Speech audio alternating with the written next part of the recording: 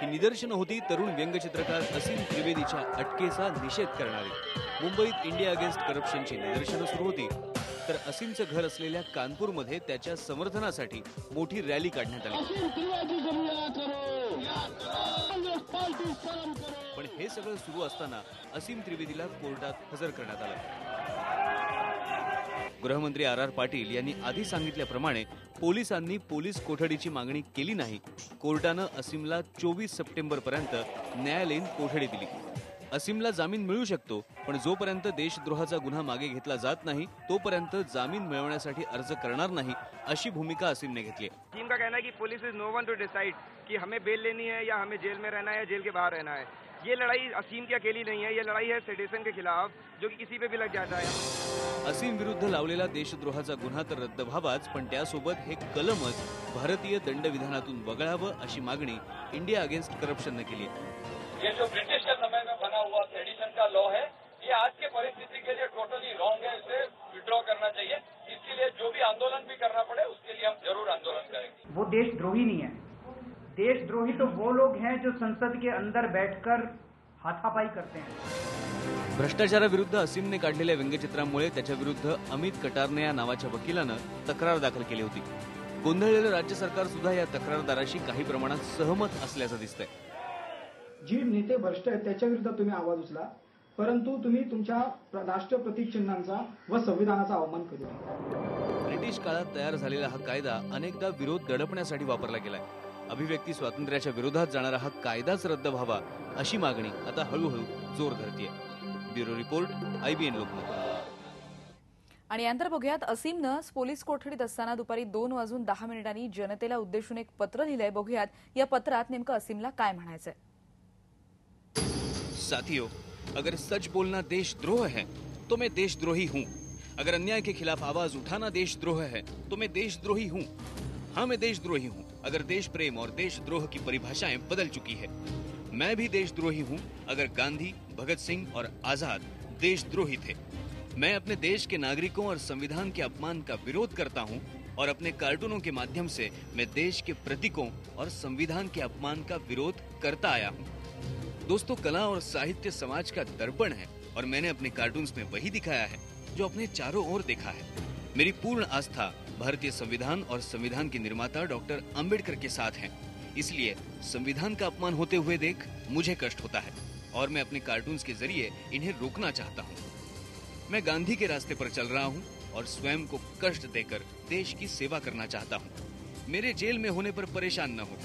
अन्ना जी कहते हैं कि देश के लिए जेल जाना तो हमारा भूषण है, इसलिए मैं जमानत नहीं मांग रहा, क्योंकि मैंने जो किया उस पर मुझे गर्व है और मैं ये बार बार करूंगा। मैं कोई अपराधी नहीं हूँ कि मैं पैसे जमा करके जमानत लूं। जब तक देशद्रोह जैसा तानाशाही और ब्रिटिश राज का ये कानून नहीं हटाया जाएगा, मैं जेल में रहकर ही 124A और सेंसरशिप के खिलाफ लड़ाई लड़ता रहूंगा। गजाआड राहून असीमची ही लढाई चालू राहणार आहे, पण असीमवर जे पोलिसांनी गुन्हे दाखल केलेत ते नेमके काय आहेत बघूया।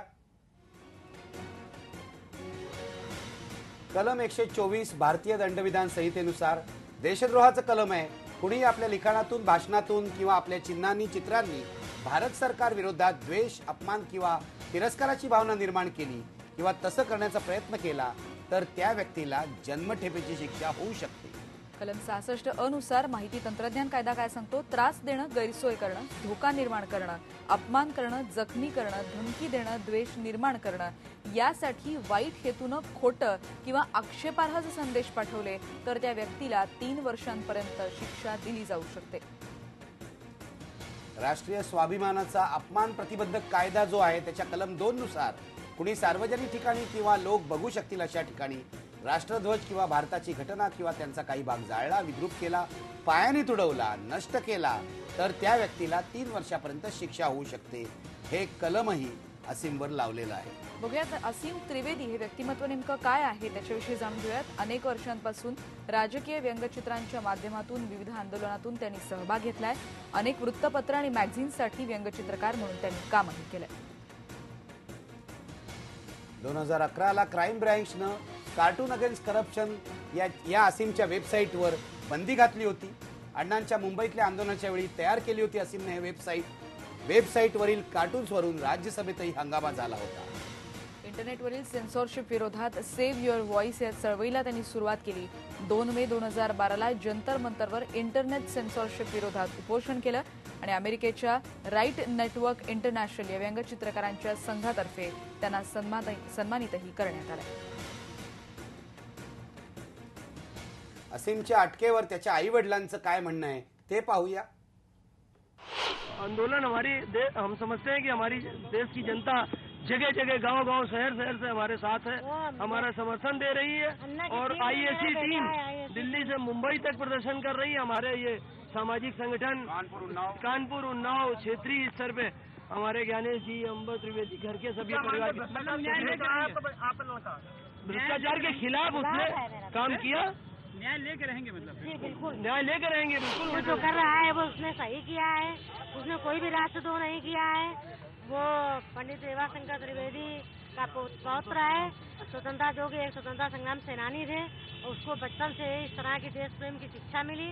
तो उसने देश में आजकल जो भ्रष्टाचार हो रहा है हमारे संसद में, हमारे देश के नेता लोग जो कर रहे हैं उसी के विरोध में उन्होंने संसद पर ऐसा कार्टून बनाया. हमें तो उसमें कोई गलती नहीं दिखाई देती है. आपण बघतोय त्याच्या आईवडिलांचं काय म्हणणं आहे, पण न्यायमूर्ती आणि प्रेस काउन्सिल ऑफ इंडियाचे अध्यक्ष मार्कंडेय काटजू यांनी मात्र असीमवर लावण्यात आलेल्या गुन्ह्यांचा तीव्र शब्दात निषेध केलाय. राजकीय नेतृत्वावरही त्यांनी परखड शब्दात टीका केली आहे. भविष्यात असा प्रकार घडला तर राजकीय नेतृत्व आणि पोलीस यांच्यावर गुन्हेगारी स्वरूपाचे खटले दाखल करायला हवेत असंही त्यांनी म्हटलंय. In future, if this happens again, I intend to file criminal proceedings against the political authorities and the policemen who make these arrests.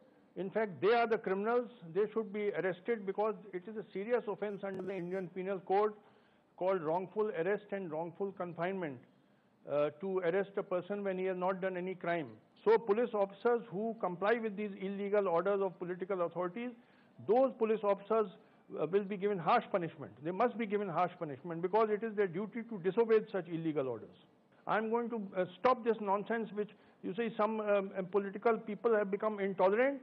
They think they can get away with it by doing all kinds of illegal acts, and I'm not going to tolerate it, and I'm going to make them behave now.